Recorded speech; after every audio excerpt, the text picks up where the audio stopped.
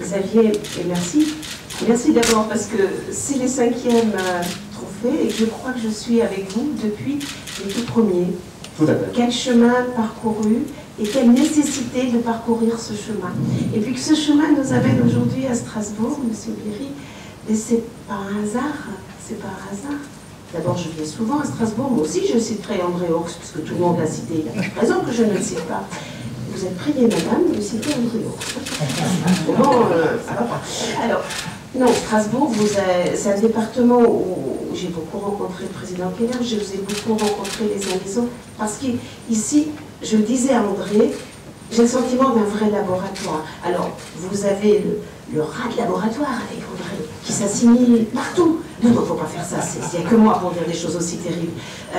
Et qui permet après de faire germer chez tout le monde, il est vecteur, c'est un vecteur positif, de faire germer chez tout le monde la volonté d'accessibilité. Et on l'a bien dans votre département. Donc Xavier, merci de nous avoir amenés à Strasbourg, merci au Conseil Général de nous avoir accueillis. En 2011, lorsque vous avez fait les premiers trophées, c'était un moment indispensable. On était au creux. 2005, l'euphorie, en 2015 on y sera. 2015 c'était la date, et 2010, 2011, on était à ce moment-là où on avait tous des doutes. Est-ce qu'on y arriverait? Qu'est-ce qui se passait réellement? Et nous avons été une poignée à vouloir montrer que la France bougeait, parce que c'est vrai, vous avez parlé, Monsieur Bléry, du potentiel des territoires, moi je dirais l'intelligence des territoires. Parce que c'est vrai que sur les territoires, les choses bougeaient, et qu'à Paris, on n'en avait pas cette vision synthétique, et que nous n'avions pas la presse qui portait la dynamique qui en réalité existait, sous-jacente, n'était pas suffisamment visible. Et avec les trophées, eh bien, les choses sont montées en puissance. Alors vous pouvez se dire, 2015, ça y est, on y est, on peut arrêter. Mais non, Xavier l'a dit tout à l'heure, 2015, l'espoir était là, le levier était là, mais la réalité était là aussi. Et cette réalité a amené à dire, eh bien, certes, on en a fait une partie, on a fait un bout du chemin, mais le chemin est encore long, et il faut continuer sur ce chemin. Et il faut montrer toujours, et Catherine nous l'a dit tout à l'heure, on a de plus en plus de dossiers. Tous ceux qui travaillent sur cette veine de faire valoriser, de faire reconnaître ce qui se passe sur le terrain, eh bien tous nous disent on a de plus en plus de dossiers et on peut montrer sur tous les secteurs de la société qu'il y a des avancées. Il y a vraiment des avancées partout. Et les différents types de trophées qui seront tout à l'heure montrés par Xavier et par tous ceux qui vont vous révéler les lauréats de cette année montrent bien que la société change dans tous les secteurs. Alors, fallait-il rester à 2015 avec cette loi de 2005 qui avait tous les éléments pour, dans la suite de 75, donner des objectifs à atteindre? Fallait-il laisser le juge être le seul garant de la loi? Ce n'est pas la position qu'a pris le gouvernement. Le gouvernement a dit 2015 est toujours là, Xavier. Vous m'avez vu faire la grimace sur vos mots tout à l'heure, et je le fais en public. 2015 est toujours là. Ceux qui ne rentreront pas dans cette nouvelle donne qui leur est proposée, une donne positive, pour qu'en 3 ans, il puisse y avoir une mise en accessibilité grâce aux ADAP, eh bien ceux-là seront toujours passibles du juge. Donc 2015 est toujours là. Mais une nouvelle donne, un quasi-contrat entre la personne, le gestionnaire, le propriétaire de l'ERP et la société. Un quasi-contrat autour de quoi? Bien au cours de j'ai un schéma programmatique de travaux, je dis les moyens que j'y mets, et en échange, j'ai 3 ans supplémentaires pour réaliser cette mise en accessibilité.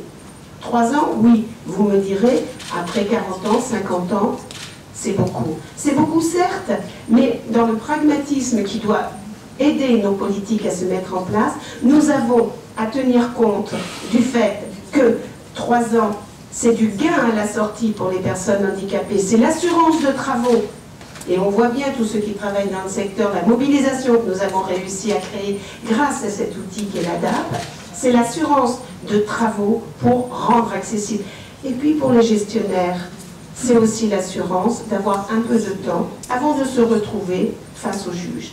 Donc c'est ces éléments-là qui sont essentiels aujourd'hui et qu'il nous faut porter ensemble pour qu'on ait la possibilité de continuer sur l'accessibilité et qu'on puisse valoriser encore plus d'exemples que les plus de 260 dont Catherine nous a parlé tout à l'heure.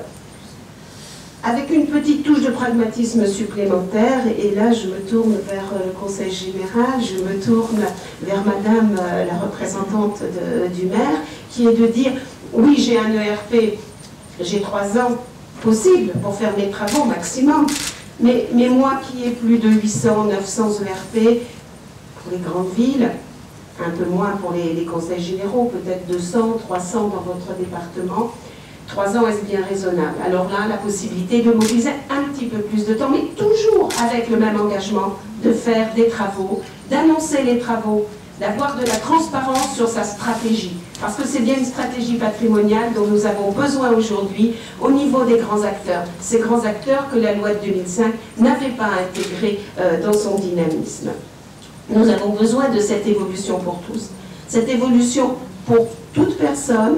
On a parlé des différents types de handicap, on a parlé des personnes vieillissantes, c'est vraiment une grande préoccupation en ce moment pour le gouvernement avec l'arrivée de la loi vieillissement à l'Assemblée. Mais c'est aussi, parce que personne ne l'a dit, tous les touristes. Et à Strasbourg, on sait ce que c'est que d'accueillir des touristes. Que toute la France sache accueillir aussi bien que vous les touristes avec des villes qui soient accessibles à tous. Et puis moi, j'ai toujours un petit faible pour la jeune enfance, les papas avec leurs poussettes. Bref, nous avons à construire. Oui, c'est toujours les papas, monsieur Méry. Nous avons à construire, parce que les mamans, elles ont déjà la période où elles sont enceintes, qui crée certains handicaps sur la fin de cette période fort agréable. Après, laissons au papa le soin de pousser les poussettes. On a besoin de continuer ensemble à travailler à l'évolution de notre société pour le bien de tous, parce qu'il y a aussi les citoyens lambda qui a besoin de plus de confort, qui aspire à plus de confort. Donc, notre cadre de vie, eh bien, nous allons continuer à le faire, avancer grâce à ce nouvel outil que nous avons pu proposer et grâce au trophée. Xavier va nous faire découvrir maintenant quelles sont les belles réalisations de cette année.